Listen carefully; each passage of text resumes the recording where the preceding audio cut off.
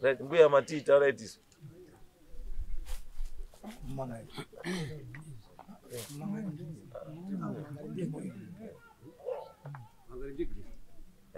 Taura iti mbuya nyanya.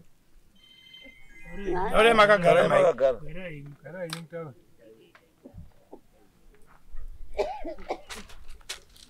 Nah, ndakala kumanga.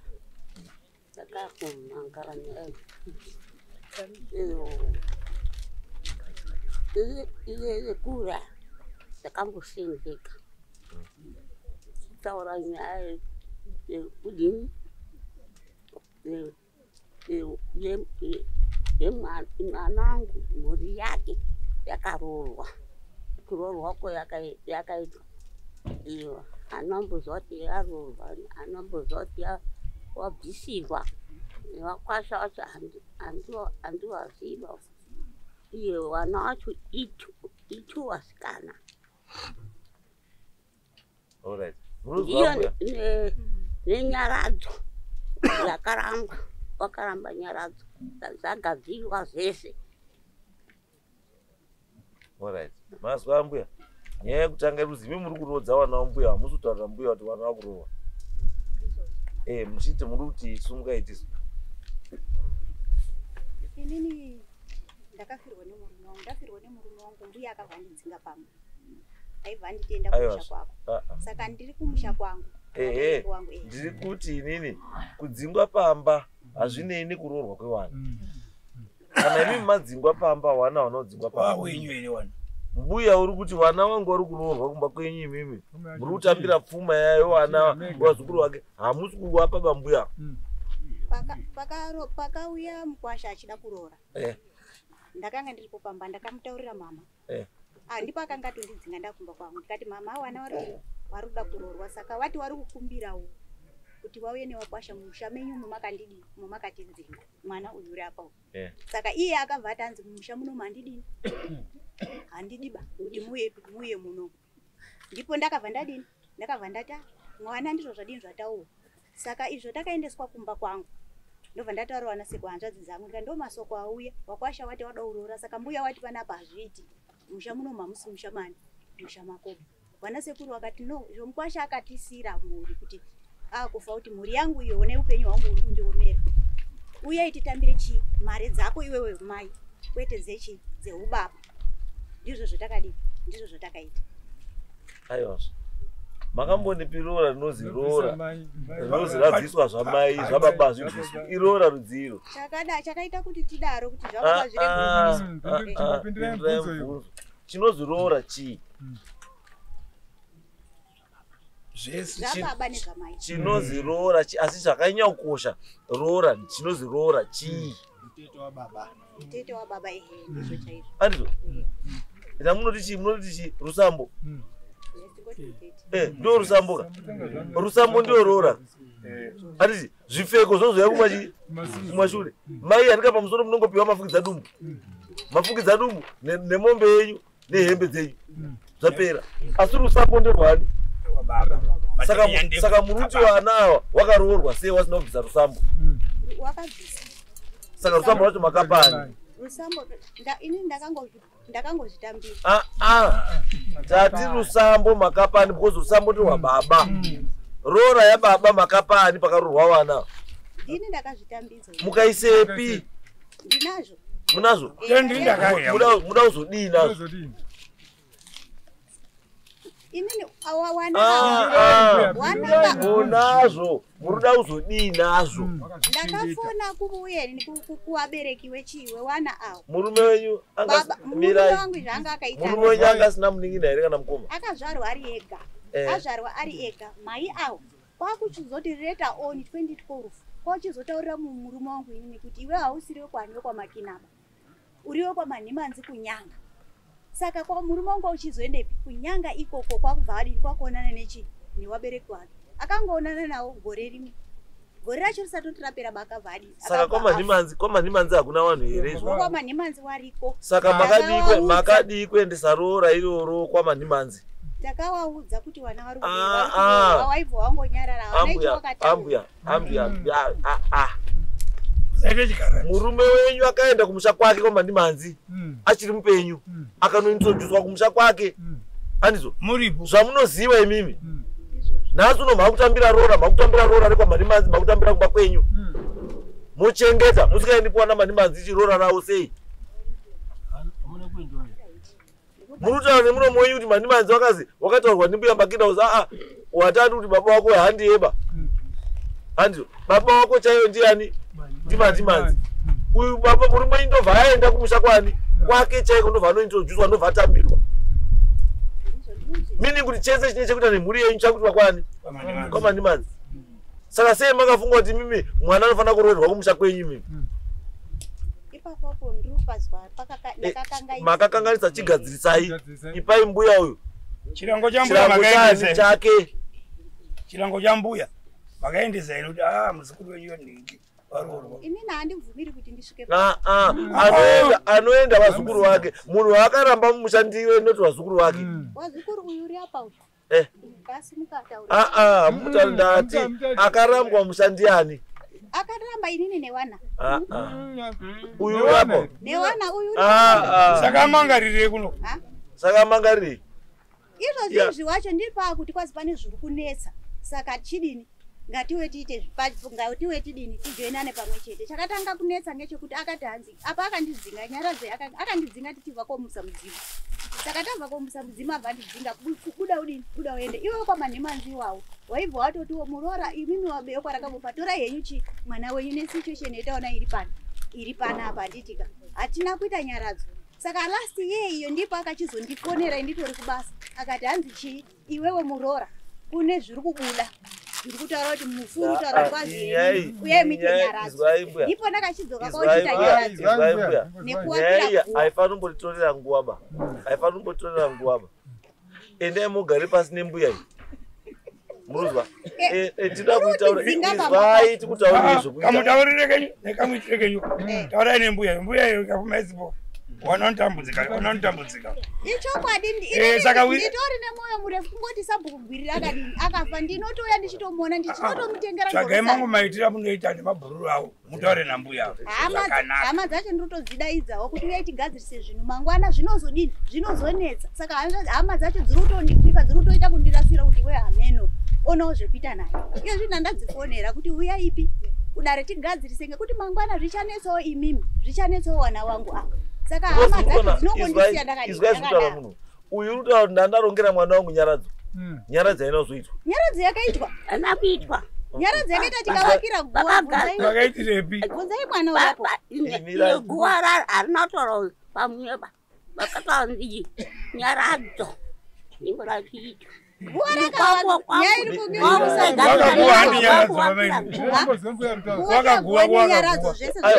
pamako akaguwa nemurume makamutaurira angatoripo saka nyaradzo makaita urambo nyaradza muna kuita ainatwa va guwa ndora akagadzwa feri takati ndipo papadatwa nyaradzo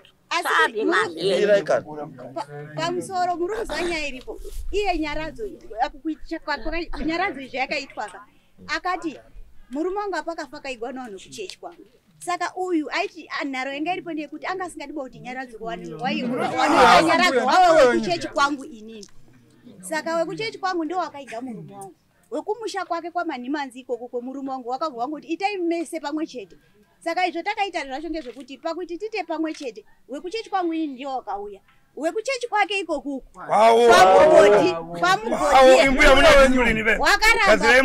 ana kuramba makaenda ikoko kobhara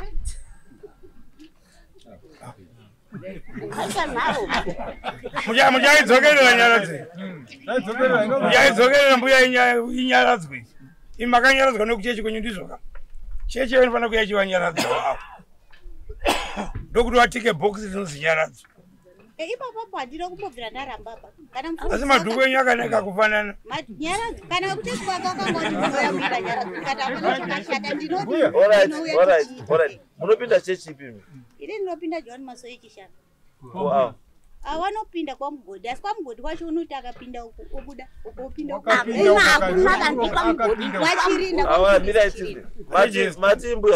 mirai matimbuya Inina nambo chichinja. Kwa mgodi ndakapinda 1987 na naso. Murati nyaradzo itwe ere mbuya. Nyaradzo murati itwe ere. Nyaradzo ni fuma iyi. Zvakawanda zvingodaro zvichigadziriswe ndimi. Right, mazwa mbuya nyaya iri yambuya. Mbuya muka ati itai nyaradzo yemwana wangu. 1 2 pfuma yemwana wangu zukuru wangu warururwa chirango changu. Ipapapo ndakazwa. Right, saka ndo chire zvinhu zviripo. Endai mogadzise zvinhu izvo. Wozi ndikutoona makatomutorana nepisodha nambuya.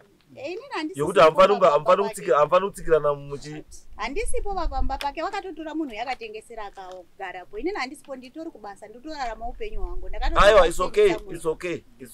Hazvina problem. Asi chata kuti muite ka. Apasi pamanimanzi bandimaki. Zvakavo muri ngekwamanimanzi inofanira kugara kwamanimanzi.